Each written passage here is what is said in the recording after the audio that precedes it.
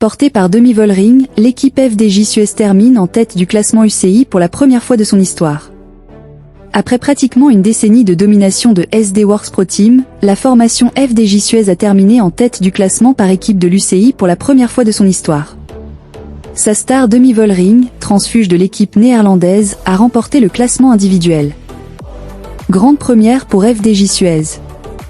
L'équipe française a terminé en tête du classement par équipe de l'UCI en 2025, mettant fin au règne de SD Worx Pro Team qui occupait la première place depuis 4 ans. Portée par Demi Vollering, mais aussi Elise Chabet, Juliette Labou ou encore Ali Wollaston, la formation tricolore a engrangé 12 490 points cette année, finissant devant sa rivale néerlandaise, 11 115 points, et UAE Team ADQ, qui complète le podium, 10 749 points.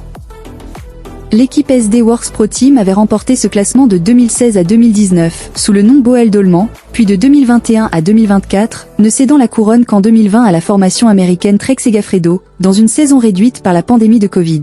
Le départ de Vollering pour FDJ Suez lui aura coûté cher. Comme en 2023, la néerlandaise a remporté le classement UCI individuel, forte de ses 11 succès cette année.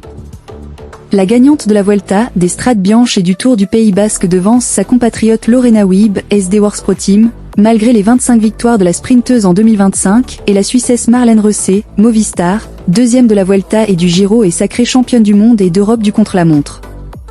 Juliette Labou est la première française de ce classement, en 7e position, devant Pauline Ferrand-Prévot, 13e. La gagnante de la Vuelta, des Strade Bianche et du Tour du Pays Basque devance sa compatriote Lorena Wiebe, SD Worx Pro Team, malgré les 25 victoires de la sprinteuse en 2025, et la Suissesse Marlène Reussé, Movistar, deuxième de la Vuelta et du Giro et sacrée championne du monde et d'Europe du contre-la-montre.